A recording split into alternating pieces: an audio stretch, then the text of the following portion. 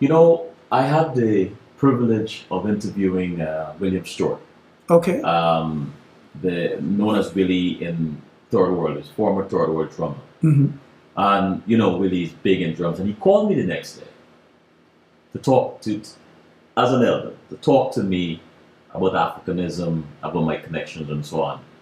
And one of the things I remember him telling me is that in the West, we have no idea about a man's connection to his drum and how very spiritual that is. Nobody in Africa really touches someone's drum. Drums, right. But what really You need to have permission. yes, what stuck with me, he said one of the world's leading djembe drummer.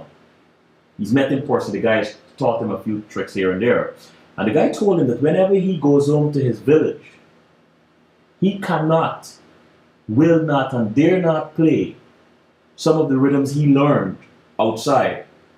Because, and I asked William why, he said because they are not rhythms of that village. Ashe, The elders will consider it an insult. Ashe. And that is what we have in Guyana.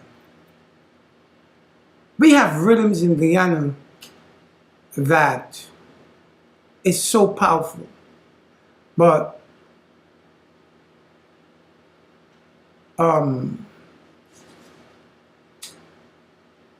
our people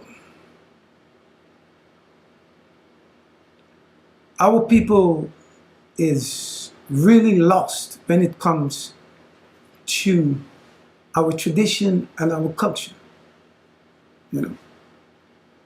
And the masquerade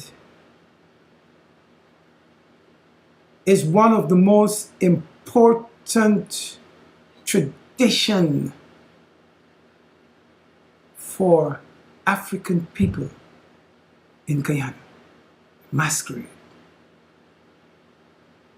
The masquerade is one of the oldest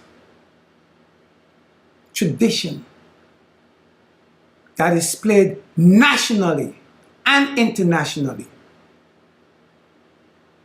The Amerindian tradition never became national. The masquerade tradition has been in Guyana more than 200 years before there was anybody else. As long as there were African in Guyana, there was the masquerade tradition. One of the beautiful things about Guyana and why our tradition is so powerful and why our tradition was able to expand and we were able to hold on to it the way that we have is because the British did not have much time in Guyana. And when the British came, they did everything to destroy our culture, but it was already rooted. You see, in order to understand Guyana's culture, you also have to understand the history. We were allowed to do many things under the Dutch that we would not have been able to do with the British.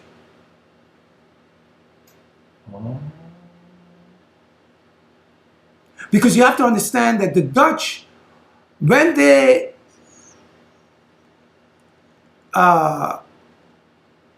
went to Guyana, the Dutch had just come out of gaining their freedom.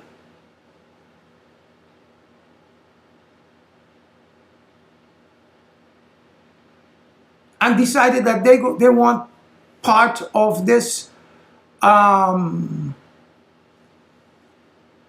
empire that was created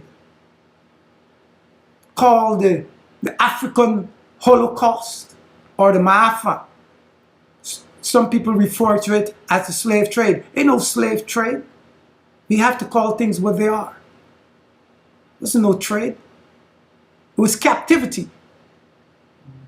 There's a big difference between captivity and slavery. Slavery have always existed at one level or the other upon this planet. But what transpired was captivity.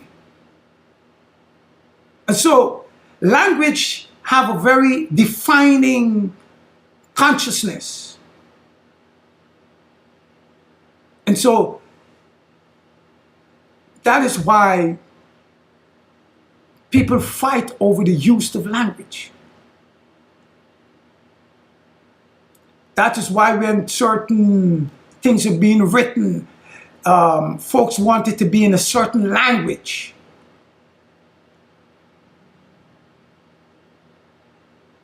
We are the descendants of those who were captured and brought into captivity. I wanna shift you back to the drums a little bit. All of it is about the drums because it's dealing with rhythms. I wanna shift you specifically to that. Have you ever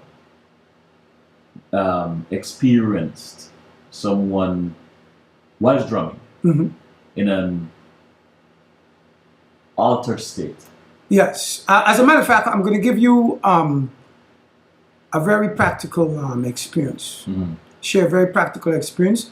And many of you out there who goes to boat ride and stuff, one day, quite a few years ago, I had the privilege and the pleasure of playing with the group we formed. The group was called Eminem Sounds. It was Marlon Jordan, who used to play with Yoruba singers, Mike Williams, who used to play with Atlantic Symphony Orchestra, and myself on drums. And we created this group, Eminem Sound, and this group was created to continue to play chanteur music on a more not traditional, but on a more commercial level. And so one year we was playing on this boat ride. I'm not gonna call the name of the person who had the boat ride, but we went to play on this boat ride. And when we was kind of on our equipment and stuff, and I'm moving with my drum and stuff, some folks holler out, "We all going with them piece of steel pan and you and the little thing drum," and you know. I said, "Lady, please don't bother me. Please leave me alone. Please leave me alone." Yeah, I said, "Leave this drummer man alone." He said, I said, "Okay." She carry on, ting. I said, "All right." Now, we there and the DJ playing, so they come around, because we done set up the come around, and they say, "When y'all gonna play, when y'all gonna knock up this thing, this drum thing and so on." So I said, "Don't worry, the chanteur music coming soon." When we start to play, one of my sister, Jean, who has just passed away last year. Sorry to hear that. Yeah, Jean Devenish, Jean Prince. She and her husband and a friend put a piece of cloth, their hand cloth, they take the paper towel, piece of white paper towel, and put the white paper towel on the head, and she and a couple of her friends them, and they start dancing. Next thing you know, one of the friends, spirit just manifested in her, and she went to the spirit realms.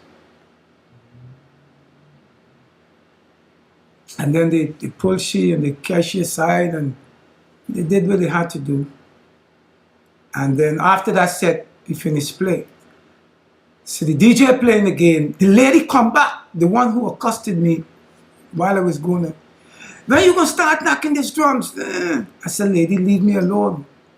Thing with these drums and so, and she carried on. I said, please. She carried on and thing. I said, all right. The band's gonna soon play again. And she mean thing though. I grew up in this. I am a priestess and I never this and that. I ain't worried about you and your drums. Let me tell you something now, my brother. When we started back playing that second set, halfway into the second set, the woman went into the divine state and began to dance. And she friends them who some of them were priests and stuff, tried to, do what they can and stuff. Couldn't get her out. They took her downstairs in the lower part of the ship. And they tried with her and they couldn't get her out. They had to come up and ask us, and ask me if I can help. So we had to stop the music. They stopped the music, but I continued to play the drums. And I had to go downstairs with the rhythm, play the rhythm, sang some songs, spoke to the ancestors and stuff, and then quiet her down and bring her back out from that state, from that divine state that she was in, and bring her back down to herself. And then after she catch herself and stuff, she came to me and she said, in all my life, in Guyana and here, I have never went into that state.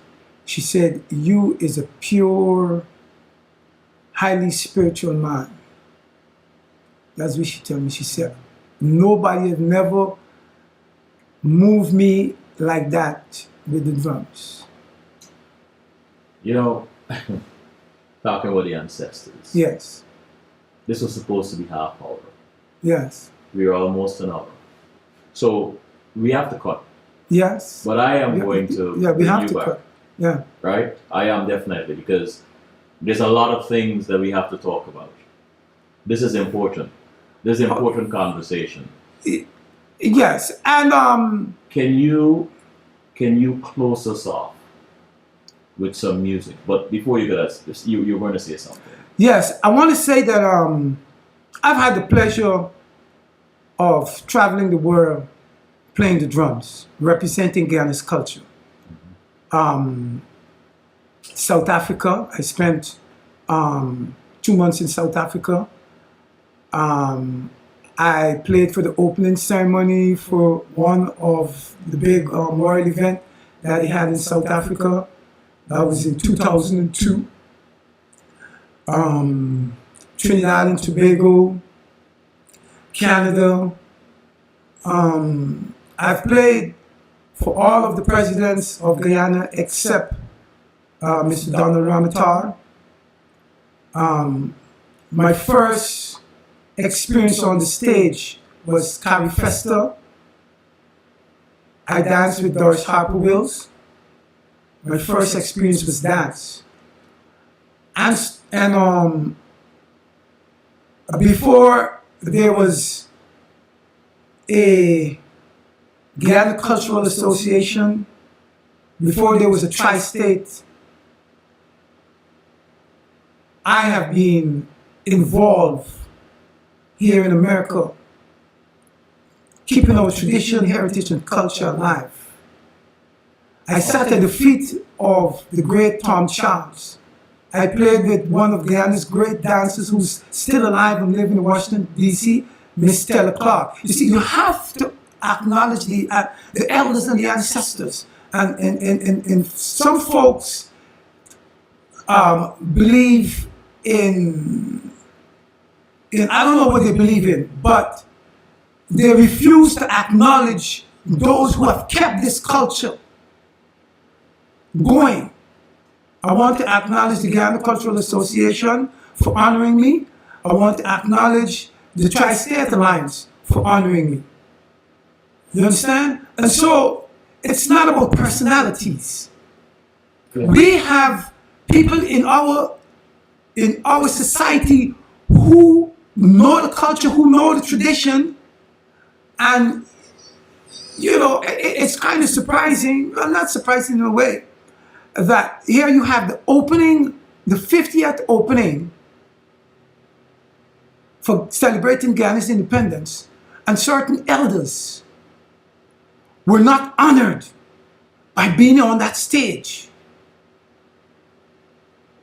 All right. I know. It's very important. It is very important. But I would like to say that I want to give thanks to Karen Gray, who is assisting me, because we are planning to take 20 Shanto drummers to Guyana for the 50th anniversary. 20.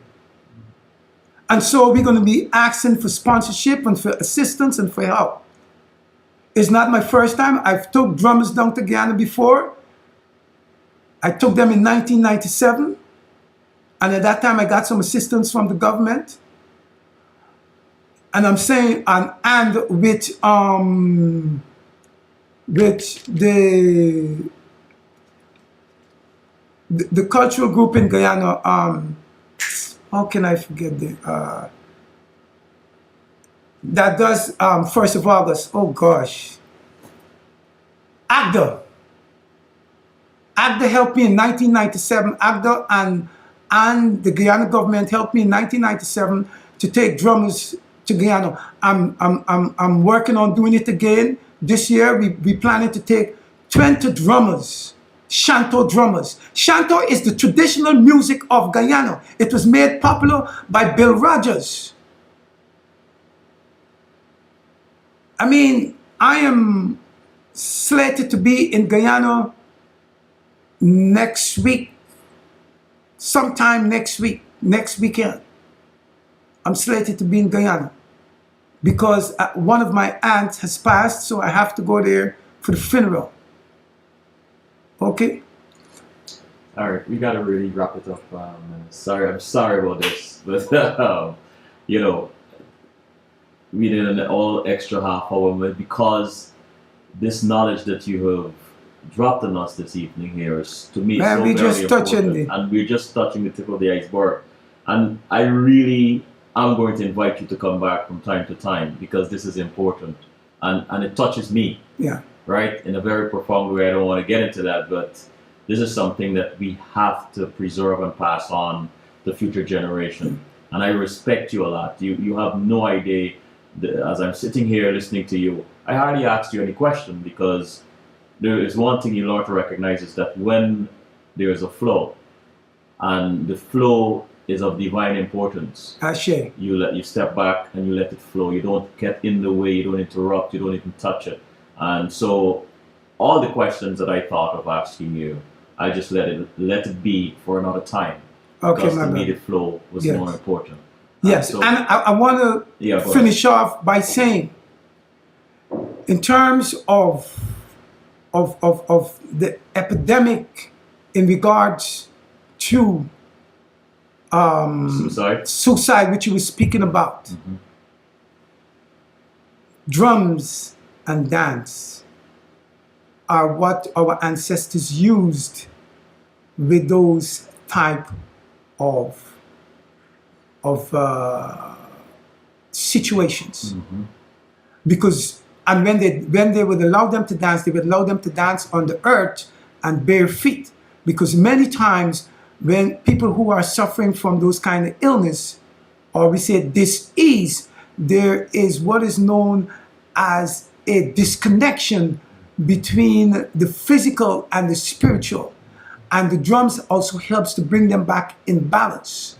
And so with the sacred songs and the drumming with the dance is one of the methods that is still used in India and in Africa to deal with people who are suffering from those kind of mental disorders.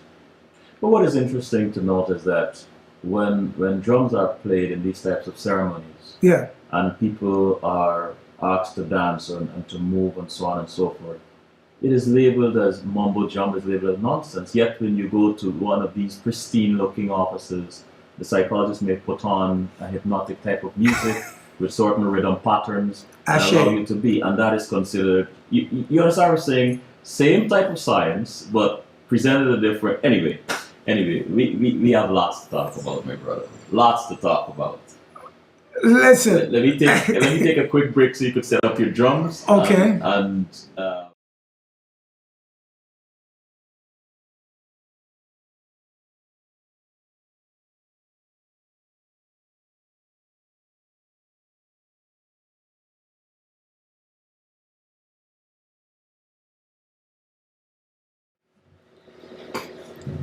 go for it.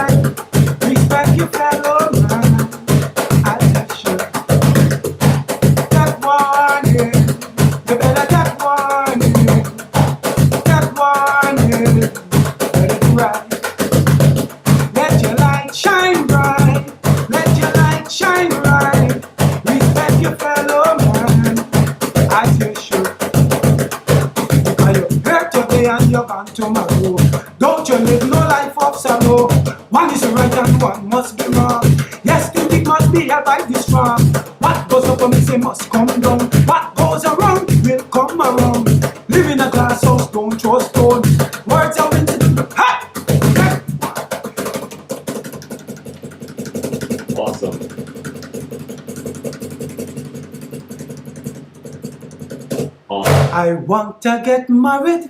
I don't care who say I am stupid. I want to get married.